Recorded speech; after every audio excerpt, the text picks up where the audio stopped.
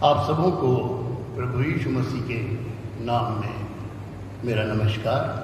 पिता परमेश्वर और उसके पुत्र प्रभु यीशु मसीह का अनुग्रह और शांति आप सबों को मिलती रहे। आज के इस ऑनलाइन संदेश में मेरा विषय जो है वो आत्मिक जीवन और उद्धार पर है। How many of you have thought about spiritual life? कितनों ने अपने आत्मिक जीवन के बारे में सोचा है, गंभीरता से मनन किया है? प्रियो, आपको अपने जीवन में कई बार ऐसा अवसर मिला होगा कि आप एकांत में बैठकर एकाग्र होकर अपनी पिछली जिंदगी को देखे होंगे, उस पर विचार किए होंगे कि क्या आपका पिछला जीवन जो आपने बिताया था आपको संतुष्टि देता है? क्या आप उससे संतुष्ट हैं? क्या आपने अपने कर्तव्यों का निवाह सही ढंग से किया है? अपने पति या पत्नी के प्रति, अपने बच्चों के प्रति, अपने मित्रों के प्रति, अपने समाज के प्रति। और जब आप ये चीजें सोचेंगे तो क्या आपको ऐसा लगता है कि आपने जो किया वो सही किया? आप संतुष्ट हैं? या फिर आपके मन में एक कसक रह जाती है कि मैं इससे अच्छा कर सकता था, इससे बेहतर कर सकता था? और अक्सर ऐसा तब होता है प्रभु, जब कोई हमारा प्रियजन हमसे बिछड़ जाता है और हम उसको याद करते हैं, तब हम सोचते हैं कि नहीं, मैं शायद इन्हें और अच्छे से इनकी देखभाल कर सकता था, मैं शायद इनकी और अच्छे से बीमारी में किसी अच्छे अस्पताल में ले जाके उनको दिखा सकता था।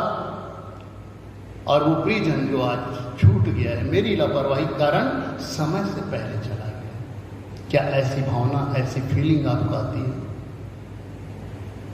और अगर नहीं आती तो आप बहुत ही खुशनसीब हैं कि आपने अपने कर्तव्यों का निर्वाह ठीक से किया है। लेकिन अगर आप ये सोचते हैं कि कहीं कमी रह गई है, तो उस कमी को दूर करने का समय है।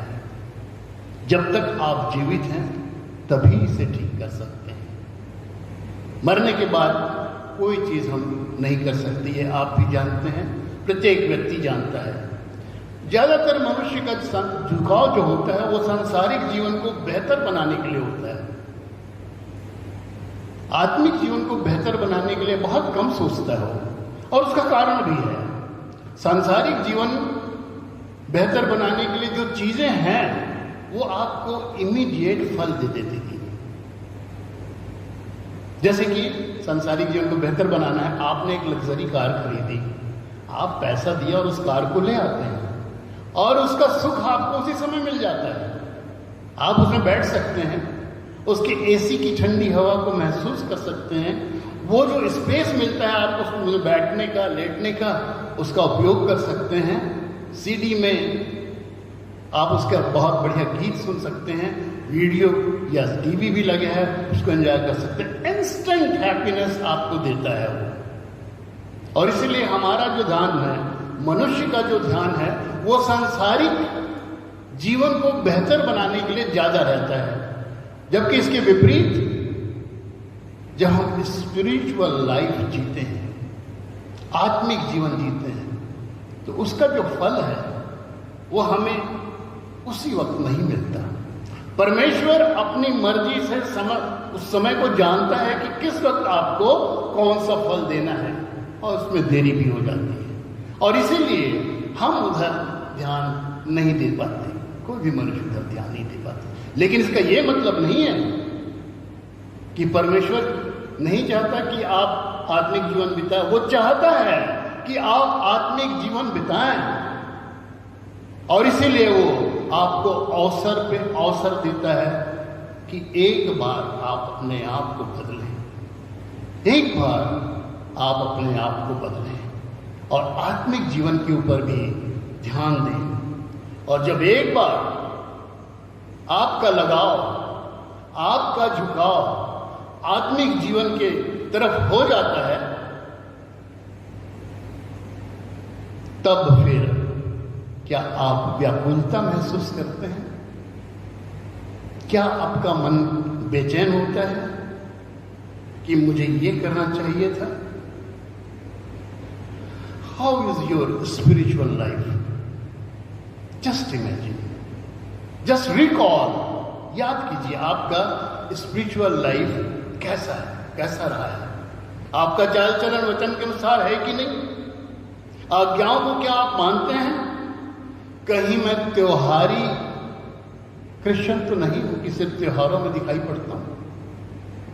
यू रेट योरसेल्फ, अपने आप को रेटिंग दीजिए, क्योंकि आपसे अच्छा आपको कोई नहीं जानता। दूसरे तो वही जानते हैं जो आप उन्हें दिखाते हैं, परंतु आपकी आत्मा और आपका मन जानता है कि आप वास्तव में क्या हैं। तो फिर क्या रेटिंग देते हैं आप अपने आप को? अपने सर्विस के दौरान मैंने बहुत सारे अपने अंदर में काम करने वाले जो मेरे कलीग्स थे उनको मैं रेटिंग दिया करता था जब उनका कॉन्फिडेंशियल रिपोर्ट लिखता था। आज जब हमें खुद अपने आप को रेटिंग देना है, क्या रेटिंग देते हैं? Are we excellent? Are we very good? Are we good? और are we average? May be we may be below average also. जब मैं अपने आप को तौलता हूं अपनी आत्मा की तराजू में, तो मुझे ऐसा लगता है कि मैं बिलो एवरेज हूं, एवरेज भी नहीं हूं। ये स्पिरिचुअल लाइफ तो मैं कुछ सालों से चालू किया चलना, उस पर चलना, अपने आप को बदलना। उससे पहले तो मैं मनमर्जी का मालिक था। और प्रियो, ये बात बिल्कुल सही है कि हम में से बहुत सारे लोग इसी एवरेज और बिलो एवरेज की श्रेणी में आते हैं। हम कुछ भी बोलें, कुछ भी दिखाएं, परंतु हमारा मन और हमारी आत्मा इस चीज को जानती है कि हमें बहुत ज्यादा इस राह में उन्नति की जरूरत है, बदलाव की जरूरत है। और जब आप ये जान जाते हैं कि आप बहुत पिछड़े हुए हैं इस राह में, तो आप जो कुछ ना कुछ करने की सोचते हैं, किस तरह से आप आगे बढ़ें। आप सोचते हैं कि मैं अभी तक प्रार्थना करता था एक बार, अब मैं उसको 2 बार करूंगा, अब मैं उसको 3 बार करूंगा, सुबह भी करूंगा, दोपहर भी करूंगा, शाम भी करूंगा, मैं वचन को पढ़ूंगा।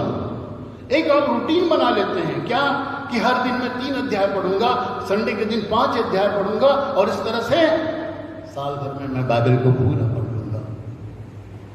रिवाइवल मीटिंग जाऊंगा, जहां बाइबल स्टडी कराई जाती है वहां जाऊंगा, बाइबल के वचनों को समझूंगा। जब मैं उसे समझूंगा तभी तो मैं स्पिरिचुअल लाइफ को बिता सकूंगा, यह जान सकूंगा कि मेरी जो आत्मिक जीवन है, आत्मिक जिंदगी है, उसे मैं कैसे बिताऊं, तभी तो मैं जान पाऊंगा। और इस तरह की बहुत सारी प्रतिज्ञाएं आप करते हैं, ऐसा निर्णय आप लेते हैं। प्रियो, ऐसा निर्णय लेना बहुत अच्छा है, बहुत अच्छा है। अच्छा इसलिए है क्योंकि स्पिरिचुअल लाइफ की ओर आपका बढ़ाया गया ये पहला कदम है। और कभी ना कभी हर मनुष्य को पहला कदम आगे बढ़ाना पड़ता है, तभी तो दूसरा और तीसरा कदम बढ़ा के उस जिंदगी में वो आगे जा सकता है। तो ये बहुत अच्छा है कि आप में मन में ये बात आती है कि किस तरह से मैं अपने आप को स्पिरिचुअल लाइफ, मेरी जो स्पिरिचुअल लाइफ है उसको मैं आगे बढ़ाऊं। क्योंकि जो आपकी आत्मिक जीवन है उसका संबंध आपके उद्धार से है। आपका आत्मिक जीवन का संबंध आपके उद्धार से है। प्रियो, मैंने अपने पिछले 2 संदेशों में, ऑनलाइन संदेशों में, एक बार मृत्यु के बारे में बताया था और एक बार पुनरुत्थान के बारे में बताया था। और अब मैं सोचता हूं कि आपको इन दोनों के बारे में बहुत जानकारी हो गई, लेकिन क्या हमारा जीवन जो परमेश्वर ने दिया है, जन्म लेने और उसके बाद कुछ समय इस संसार में बिताने के बाद, मर जाने के बाद खत्म हो जाता है? क्या हम इतना ही सोचते हैं? क्या परमेश्वर चाहता है कि इतना ही हमारे साथ होता रहे? वो भी नहीं चाहता, वो भी नहीं चाहता। वो भी चाहता है कि आप उद्धार पाएं, वो भी चाहता है कि आप स्पिरिचुअल लाइफ अपनी बिताएं। और जैसा कि वचन में लिखा है, रोमियो की पुस्तक उसका 10वां अध्याय उसके 21वें पद में, और अगर आप यशायाह की पुस्तक को भी पढ़ें उसका 65वां अध्याय और उसका 2 पद, दोनों में ये बाइबल की खासियत और खूबसूरती है कि कई बार कई वचन सेम टू सेम 2 अलग अलग जगहों में हजारों वर्ष के अंतराल में लिखे गए हैं, सैकड़ों वर्ष के अंतराल में लिखे हैं। उसका लिखने वाला कोई और इसका लिखने वाला कोई, लेकिन शब्द वही है, मतलब वही है। और क्या लिखा है उसमें? परमेश्वर कहता है, मैं सारा दिन अपने हाथ एक आज्ञा न मानने वाली और विवाद करने वाली प्रजा की ओर पसारे रहा। वो हाथ फैलाया रहा सारा दिन, और ये दिन उसका भी खत्म नहीं होते प्रियो, एक दिन में खत्म नहीं होता। आज भी पहले वो इस्राएलियों के लिए अपने हाथ पसारे रहता था क्योंकि वो उसके लोग थे। आज सभी लोग उसमें जुड़ गए, अन्य जाति भी जुड़ गए, उद्धार सभी के लिए खुला हुआ है, लेकिन आज भी वो अपने हाथ पसारे रहता है। क्या जरूरत है सर्वशक्तिमान हमारे सृजनहार को अपना हाथ भिखमंगों की तरह आपके सामने पसारे रहने की? इसलिए कि वो चाहता है कि आप उद्धार पाए, परमेश्वर के करीब जाएं, उसकी आज्ञाओं को माने और उस पर चलने लगे। और इसीलिए वो सारा दिन विवाद करने वाली, आज्ञा न मानने वाली मनुष्य जाति के सामने अपने हाथों को फैलाया रहता है प्रभु की कोई तो उसके पास आएगा। और प्रियो, ये हम जब तक जीवित हैं तभी तक कर सकते हैं। प्रत्येक मनुष्य को उद्धार पाना आवश्यक है और इसके लिए हमें आत्मिक जीवन बिताना भी आवश्यक है। तो ये जानना आवश्यक है हमारे लिए कि उद्धार क्या है। क्या है उद्धार? हम बहुत सारे ऐसे टर्मिनोलॉजी यूज करते हैं जब बात करते हैं। तो कई बार हम बात करते हैं सुसमाचार का प्रचार करो, लेकिन सुसमाचार प्रचार करना है तो किस बात का प्रचार करें? सुसमाचार का प्रचार करने से अगर आप बोलोगे इतना ही तो सामने वाले क्या समझेगा उसको? सुसमाचार, लेकिन सुसमाचार है क्या? तो सुसमाचार क्या है ये पहले आपको बताना पड़ेगा, और उसी तरह से उद्धार क्या है ये पहले आपको जानना पड़ेगा। बाइबल के अनुसार उद्धार जो है उसका मतलब है क्या? मतलब बताइए आप, क्या मतलब? आप क्या समझते हैं? उद्धार का मतलब है छुटकारा पाना। उद्धार का मतलब है बचाया जाना। प्रियो, जब हम पुराने नियम को देखते हैं तो उद्धार बहुत सारे शब्दों का अर्थ लेके अपने संग आता है।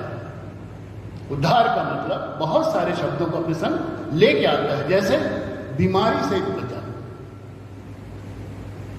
भूकंप से बचाना, भूखमरी से बचाना।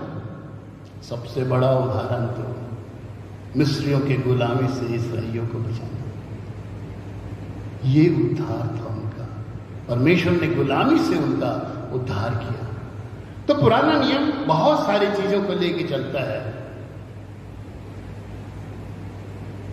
सांसारिक छुटकारा तो है ही, लेकिन वो पुराना नियम हमें आत्मिक छुटकारे की भी बात करता है। जब हम यशायाह की 43वें अध्याय के 11वें पद को पढ़ते हैं तो उसमें लिखा है, मैं ही यहोवा हूं और मुझे छोड़कर कोई उद्धार करता नहीं। मैं ही यहोवा हूं और मेरे छोड़ और कोई उद्धार करता नहीं। तुम्हें बचाने वाला और कोई नहीं, तुम्हें छुड़ाने वाला और कोई नहीं, इसलिए तुम्हें मेरे पास आना है। और जब वो कहता है कि उद्धार करता मैं हूं, तो प्रियो डंके की चोट पे कहता है, डर के नहीं कहता। लेकिन जब हम नए नियम में आते हैं तो थोड़ा फर्क आ जाता है। ये जो उद्धार है वो सिमट जाता है पापों से छुटकारे के लिए। और टाइटल जो है, title also transfer to Jesus Christ. पुराने नियम में हम देखते हैं कि यहोवा कहता है कि मैं तुम्हारा उद्धार करता हूं, लेकिन नए नियम में यीशु मसीह आप हमारे सामने उद्धारकर्ता के रूप में, जो परमेश्वर का पुत्र होकर देह धारण करके यहां पर आया, उसको टाइटल चेंज हो जाता है कि मैं तुम्हारा उद्धार करता हूं। और इसकी गवाही देखिए कई लोगों ने दिया। सबसे पहले तो यूहन्ना बपतिस्मा देने वाले के पिता ने किया, जकरया ने। क्या कहता है जब वो अपने बेटे के बारे में कहता रहता है? वो कहता है, और तू हे बालक परम प्रधान का भविष्यवक्ता कहलाएगा। ओके, यूहन्ना बपतिस्मा देने वाला जो था वो भविष्यवक्ता कहलाया, क्योंकि तू प्रभु का मार्ग तैयार करने के लिए उसके आगे आगे चलेगा। ये काम भी उसने किया। यशायाह ने भी इसी बात की भविष्यवाणी की थी जंगल में, हाँ आपको याद है ना। और उसके बाद वो आगे कहता है कि उसके लोगों को उद्धार का ज्ञान दे, उद्धार न दे। यूहन्ना जो है बपतिस्मा देने वाला, वो उद्धार का ज्ञान दिया। और क्या ज्ञान दिया? मन फिराओ, क्योंकि स्वर्ग का निकट है। तो वो इस बात का ज्ञान दिया जो मनुष्य के पापों की क्षमा से प्राप्त होता है। इस बात का उसने ज्ञान दिया मनुष्यों को, उद्धार का, कि तुम उद्धार कैसे प्राप्त कर सकते हो अपने पापों की क्षमा से। तो क्षमा कैसे होती है? जब हम मन फिराते हैं, पश्चाताप करते हैं। और यही गवाही अगर आप देखेंगे तो स्वर्गदूतों ने तो यीशु मसीह के आने के पहले गड़हियों को भी दे दिया था, बता दिया था कि आज तुम्हारे लिए पहले से जो दाऊद के नगर में तुम्हारे लिए एक उद्धारकर्ता जन्मा है, और यही मसीह प्रभु है। बचपन से हम इस बात को सीखते आए हैं। स्वर्गदूतों ने भी गड़हियों को यही चीज कही थी। स्वयं यीशु मसीह यूहन्ना रचित सुसमाचार उसके 3 अध्याय के 17वें पद में कहते हैं, परमेश्वर ने जगत में अपने पुत्र को इसलिए नहीं भेजा कि जगत पर दंड की आज्ञा हो, परंतु इसलिए भेजा कि लोगों को उद्धार दे, कि लोगों को उद्धार दे। तो जो टाइटल है वो चेंज हो गया। अब हमको जो उद्धारकर्ता मिला है वो प्रभु यीशु मसीह है। और यीशु मसीह स्वयं न केवल भविष्यद्वक्ताओं से, नबियों से, परंतु स्वयं भी ये कहता है कि उद्धारकर्ता वही है। तो 2-3 चीजें अब हमें क्लियर हो गई। पहली चीज, उद्धार क्या है? पापों से छुटकारा, पापों से क्षमा। दूसरी चीज, उद्धारकर्ता कौन है? प्रभु यीशु मसीह हमारा उद्धारकर्ता है। और उद्धार क्यों चाहिए? जो पापों से की क्षमा से प्राप्त होता है, क्यों चाहिए हमें? क्योंकि हमें एक स्वर्गीय जीवन चाहिए कि आप और हम उस पीड़ा से, उस जलन से, तपन से, जिसकी आज हम कल्पना नहीं कर पा रहे हैं, पुनरुत्थान पाने के पश्चात बच सके। याद कीजिए लाजर को और उस अमीर व्यक्ति को, धनवान व्यक्ति को, एक बूंद पानी के लिए वो तरस रहा था। इससे हमें बचना है और इसीलिए उद्धार की जरूरत है। तो फिर सवाल ये आता है कि हम उद्धार कैसे प्राप्त करें? क्या तरीका है? कैसे प्राप्त करें? यकीन कीजिए मित्रों, प्रभु मेरी सहायता करें। उद्धार प्राप्त करने के लिए अगर आप बाइबल को पढ़ेंगे तो इतना समय आपको चाहिए उस पर संदेश देने के लिए, उसको पढ़ने के लिए, कि ये 10 या 15 मिनट उसके लिए पूरे नहीं है। इसलिए मैंने कुछ मुख्य बातों को उसमें से निकाल रखा है कि मैं आपके सामने उन बातों को रखूं। और इसके लिए मनुष्य के उत्पत्ति से उद्धार तक आना जरूरी है। तो बड़े शॉर्ट में मैं इस कहानी को आपके सामने लाऊंगा और ये चीजें आप सबको मालूम है, लेकिन सबको एक साथ मिलाकर जब मैं लाऊंगा तो आपको ये ज्यादा अच्छी तरह से समझ आएगा। परमेश्वर ने आदम और हवा को बनाया, अपने स्वरूप में, अपने ही रूप में, जैसा वो दिखता है वैसे ही अपीयरेंस में। और दूसरा अपने समानता में बनाया। समानता बहुत बड़ी चीज है। जो परमेश्वर का स्वभाव है, जिन चीजों को परमेश्वर पसंद करता है, वही गुण उसने आदम को दिया। लेकिन अनाज्ञाकारिता के कारण आदम ने न केवल अपने स्वरूप को बिगाड़ दिया, वो महिमामय तेज जो उसके शरीर से, देह से निकलती, उस तेज को उसने नष्ट कर दिया, पापी होकर, अनाज्ञाकारी होकर। और उसी तरह से जो स्वभाव, प्रेमी स्वभाव, दया वाला स्वभाव, न्याय होने का स्वभाव जो था, उसको उसने दुष्ट स्वभाव में बदल दिया जब वो अनाज्ञाकारिता में पड़ गया, पाप कर लिया। और अब जब इतना परिवर्तन आ गया है फिजिकली भी और इंटरनली भी मनुष्य में, तो परमेश्वर से संगति कैसे बनाए रख सकता था? परमेश्वर को संगति बनाए रखने के लिए अपनी ही क्वालिटी का व्यक्ति चाहिए। और उसने आदम को प्रारंभ में वैसे ही बनाया था, सारे गुण दे के बनाया था। लेकिन अब वो सारे गुण तो चेंज हो गए, क्योंकि परमेश्वर जब मनुष्य को बनाया था अपनी संगति के लिए बनाया था, और इसीलिए वो हर ठंडे समय में उससे मिलने भी आया करता था। लेकिन अब वो संगति धीरे धीरे खत्म हो गई, धीरे धीरे खत्म हो गई। बात खत्म हुआ, सीधे बात जो चलती थी वो खत्म हो गया। फिर उसने बहुत सारी कोशिश की, परमेश्वर ने, कि मनुष्य को सीधे राह पे लाए, उस पर विपत्तियां लाई, उस पर बीमारी लाई, उस पर भूखमरी लाई। मनुष्य नहीं समझा। अंत में क्रोधित होकर परमेश्वर ने मनुष्य जाति का समूल नाश कर दिया, सिर्फ नूह और उसके घराने को छोड़कर, यह सोचकर कि इनसे जो नई जाति उत्पन्न होगी वो उन सारी पुरानी चीजों को याद करेगी और मेरे भय में अपने जीवन को बिताएगा। परंतु फिर भी ऐसा ना हुआ। मनुष्य फिर पाप में डूबा ही रहा, अपनी इच्छा से जो करना है वो करता रहा। फिर परमेश्वर ने व्यवस्था दी और मनुष्य की सहूलियत के लिए व्यवस्था दी कि वो पाप को पहचान सके और क्या करना है और क्या नहीं करना, इसे जान सके। व्यवस्था ही तो हमें पाप का बोध कराती है ना, कि पाप क्या है। जब व्यवस्था आई तो उसने आज्ञा दी और उन आज्ञाओं को मानना, व्यवस्था का पालन करना है। और जब व्यवस्था को हम नहीं मानते तो हम पाप करते हैं।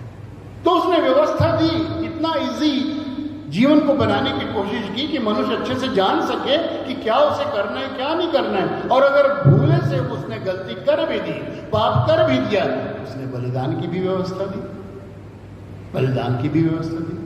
लेकिन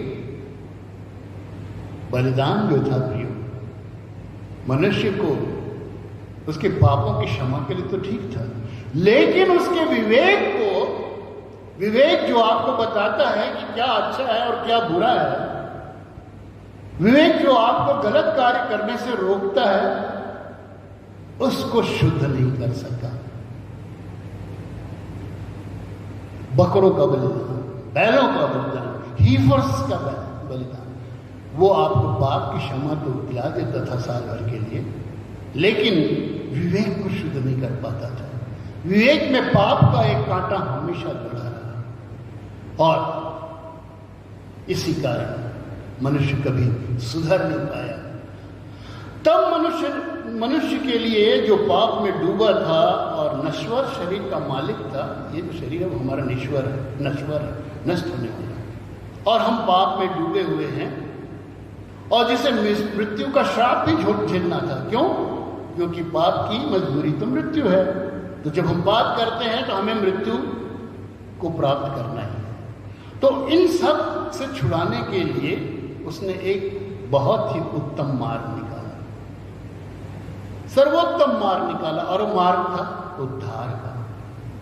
उद्धार का मार्ग उसने निकाला कि हम उद्धार को प्राप्त करें और फिर से परमेश्वर के या स्वर्गदूतों के समकक्ष हो जाए,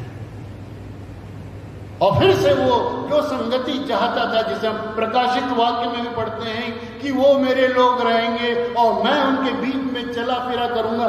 क्या ये दर्शाता है? उसी संगति को दर्शाता है जो आदम के साथ उसकी पाप करने के पहले उसके साथ थी। उसी अवस्था में वो मनुष्य को लाना चाहता है और इसीलिए उसने उद्धार को लाया और अपने पुत्र को उद्धारकर्ता बनाकर भेजा। पुत्र को ही क्यों, यीशु मसीह को ही क्यों उद्धारकर्ता बनाया उसने?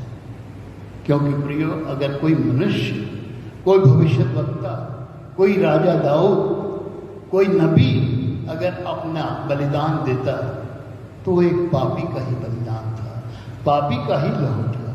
क्योंकि मनुष्य कभी भी पूर्णतः निर्दोष या निष्पाप नहीं हो सकता और इसीलिए उसने अपने पुत्र को, जो निष्पाप था, जो निर्दोष था, उसके रक्त को बलिदान के रूप में स्वीकार किया। और जो कोई भी उसे इस बात पर विश्वास करता है उसे उसने उद्धार देने की प्रतिज्ञा की। अब चूंकि यीशु मसीह ने हमारे पापों की कीमत चुका दी है, पाप की मजदूरी जो है, पाप की कीमत जो है वो मृत्यु है, उस कीमत को क्रूस पर यीशु मसीह ने चुका दिया है और हमको हमारे लिए उद्धार का मार्ग प्रशस्त कर दिया है। लेकिन कंडीशन है, उद्धार तो हमारे सामने है, लेकिन उसको पाए रखने के लिए, बनाए रखने के लिए भी आपको कुछ करना है। प्रत्येक व्यक्ति को कुछ न कुछ करना है। आदम द्वारा लाई गई मृत्यु को अनंत जीवन में यीशु मसीह बदल देते हैं। इब्रानी 9 उसका 13वां अध्याय, उसका 9वां अध्याय 13-14 पद में लिखा है, क्योंकि जब बकरों और बैलों का लहू और कलोर की राख, कलोर मतलब बछिया, हीफर, कलोर की राख का अपवित्र लोगों पर छिड़का जाना, बछड़ों और बकरों और हीफर का राख अगर मनुष्य पे छिड़का जाता है तो वो शुद्ध हो जाता है, शरीर को शुद्ध कर देता है। तो मसीह का लहू, जिसने अपनी सनातन आत्मा के द्वारा परमेश्वर के सामने निर्दोष चढ़ाया गया, तुम्हारे विवेक को मरे हुए कामों से क्यों ना शुद्ध करेगा? ये विवेक जिसकी शुद्धि जानवरों के लहू से नहीं हो पाता था, उसकी शुद्धि निर्दोष मेमने के लहू से होता है, यह वचन कहता है। तब फिर हमारा जो विवेक है, जो कॉन्शियस है, वो इतना स्ट्रांग हो जाता है कि वो आपको रोक सकता है। आज उसकी आवाज धीमे से आती है और हम उसे नकार देते हैं, कभी कभी सुनते भी नहीं। परंतु जब आत्मिक जीवन आप चलते हैं तो वो इतने स्ट्रांग हो जाती है कि जब आपके पैर गलत रास्ते पे चलते हैं वो तुरंत रोकता है, स्ट्रांग वॉइस के साथ, रुक जाओ, और आप अपने कदम पीछे खींच लेते हैं। क्यों? क्योंकि आप आत्मिक जीवन पर चल रहे हैं। अगर नहीं चलेंगे तो आवाज धीमी हो जाती, कभी कभी आपको सुनाई भी नहीं पड़ती। वचन हमें बराबर और बार बार बताता है कि उद्धार यीशु मसीह से है। पाप क्षमा करने का भी उसका अधिकार है, न्याय करने का भी उसे अधिकार है, अनंत जीवन देने का भी उसे अधिकार है, पिता से मेल करना भी वही जानता है, वही हमारा मेल करा सकता है पिता से। ये सारी चीजें प्रभु यीशु मसीह करा सकता है। पहला पत्रस 1:19 में कहता है, परंतु तुम्हारा छुटकारा निर्दोष और निष्कलंक मेमने अर्थात मसीह के बहुमूल्य लहू से हुआ है। दृढ़ाता है इस चीज को कि मसीह का जो लहू है वही आपको छुटकारा दिला सकता है, आपके विवेक को शुद्ध कर सकता है। तब फिर हमें क्या करना है? उद्धार को आप अपने पास आपको रखे रहना है। याद रखिए, कोई भी चीज जो हमें दी जाती है परमानेंटली हमारे पास नहीं रहती है। जब हम पवित्र आत्मा को पाते हैं तो आप ये मत सोचिए कि हमेशा के लिए वो आपके पास रहेगी। कितने उदाहरण है बाइबल में। शिमशोन को जब पवित्र आत्मा का सामर्थ्य मिला तब उसने बीच के खंभे को उसने गिरा दिया, लेकिन उसके बाद उसके पहले पवित्र आत्मा उसके साथ उसको दिया तो गया था, लेकिन चला जाता था। गिदोन जब लड़ाई में गया कितने लोगों को मारा, परंतु क्या वो सामर्थ हमेशा उस पर बनी रही? नहीं बनी। यीशु मसीह ने 70 लोगों को पवित्र आत्मा की सामर्थ दी, वो गए, प्रचार किए, हीलिंग किए, लेकिन आने के बाद उनका कोई वर्णन नहीं मिलता कि वो सामर्थ से भरे रहे। सिर्फ एक ही व्यक्ति हमेशा पवित्र आत्मा की सामर्थ से भरा रहा, और वो है स्वयं यीशु मसीह। तो हम हमेशा पवित्रता के साथ जीवन व्यतीत नहीं कर सकते। कहीं ना कहीं हम गिरते हैं, लेकिन पिता हमें क्षमा करता है। वो जानता है कि मनुष्य के मन में और क्या विचार आता है और वो क्या करता है। तो जब हमें उद्धार पाना है तो हमें क्या करना है? रोमियो की पुस्तक उसका 10वां अध्याय उसके 9वें और 10वें पद को आप जब पढ़ेंगे तब आपको पता चलता है कि उद्धार आप कैसे प्राप्त कर सकते हैं। ईमानदारी के साथ पर उसे करना है, दिखावे के लिए नहीं करना है। और उसने लिखा है, यदि तू अपने मुंह से यीशु को प्रभु जानकर अंगीकार करे, मुंह से, you have to speak up. सामने कोई भी बैठा हो, अन्य जातियों के बीच में हो, आपके विरोधी लोग बैठे हो, ऐसे लोग बैठे हो जो यह जानने के बाद कि आप प्रभु को अंगीकार करेंगे वो आपका सर काट देंगे, तब भी आपको अपने मुंह से प्रभु को, यीशु मसीह को प्रभु जानकर अंगीकार करना है। प्रभु जानकर अंगीकार करना है, उसको मानना है कि यीशु मसीह ही मेरा मालिक, यीशु मसीह मेरा प्रभु है, वही मुझे सब कुछ दे सकता है। पहली चीज अंगीकार करें और अपने मन से विश्वास करें कि परमेश्वर ने उसे मरे हुओं में से जिलाया, तो तू निश्चय उद्धार पाएगा।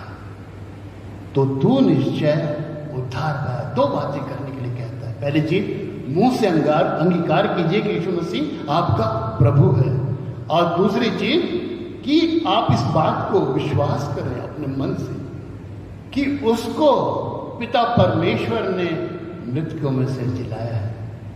जब उसको जिलाया, ये विश्वास आप करते हैं, तो ये मान के चलिए जो पिता अपने पुत्र को मरने के बाद जिलाया, वो हमको भी मरने के बाद अगर हम आत्मिक जीवन बिताते हैं फिर से जिलाएगा, कभी न मरने के लिए, एक अनश्वर शरीर के साथ, एक महिमामय देह के साथ वो हमें भी जिलाएगा। लेकिन इसे पढ़ने में तो बहुत हल्का लगता है प्रियो। क्या हम जब मनों में इस चीज को सोचते हैं तो वास्तव में ऐसा कर पाते हैं? क्या हमको खुद ही ये विश्वास है कि मैं मन से इसे विश्वास कर रहा हूं? क्या हम में इतना साहस है कि मैं प्रभु को, यीशु मसीह को अपना प्रभु सबके सामने कह सकूं? यीशु मसीह को साफ कहते हैं, यदि तुम मनुष्यों के सामने, मेरा सामने और स्वर्गदूतों के सामने तुम्हें अंगीकार करूंगा, तो आपको भी अपने मन से, आपकी आत्मा से इसे स्वीकार करना है। और प्रियो, इस बात को विश्वास करना है कि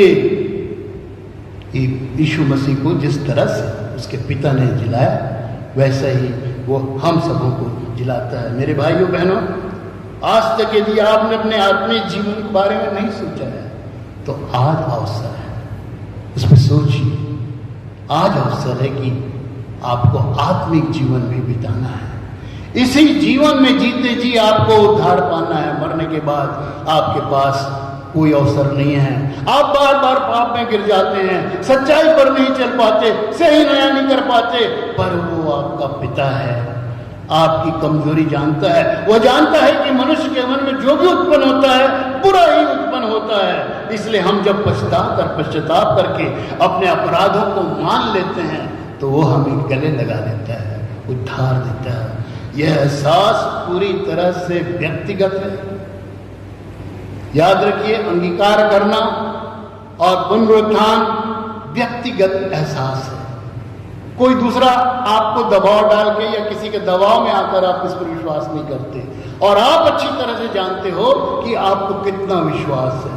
और प्रियो, जब आप उस राह में चलते हैं, आत्मिक जीवन में चलते हैं, उद्धार की ओर चलते हैं, प्रभु परमेश्वर स्वयं आपकी सहायता करता है।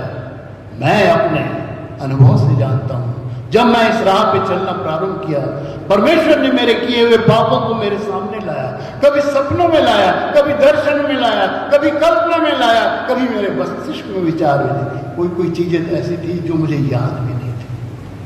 मैं हर बातों की क्षमा मांगता था जब मैं प्रार्थना करता था, लेकिन फिर भी कभी कोई ऐसी चीज वो दिखा देता था जो मुझे याद ही नहीं कि मैंने ऐसी गलती भी की है।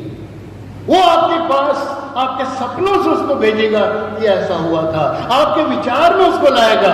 परमेश्वर आपकी सहायता करता है कि आप उद्धार को प्राप्त करें। तो प्रियो, इस अवसर को कदर कीजिए, ये समय जो मिला उसकी कदर कीजिए। वक्त निकल जाने के बाद जो कदर करे, वक्त निकल जाने के बाद जो कदर करे वो कदर नहीं होता, अफसोस होता है, अफसोस होता है। आप अपने माता पिता की अच्छी से सेवा नहीं कर सके और वो स्वर्ग चले गए या मर गए, क्या फायदा आज सोचने की मैं ऐसा किया होता तो वो आज जिंदा रहते। आपके पास अफसोस करने के छोड़ कुछ नहीं होता।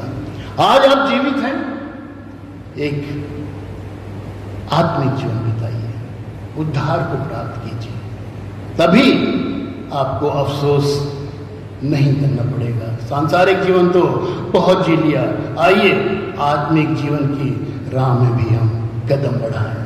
प्रभु आप सबको इन वचनों से आशीष दे और आपकी अगुवाई करें। सुंदर संदेश के लिए हम डिकन भाई सतीश महतो को हृदय से धन्यवाद देते हैं। परमेश्वर की आशीष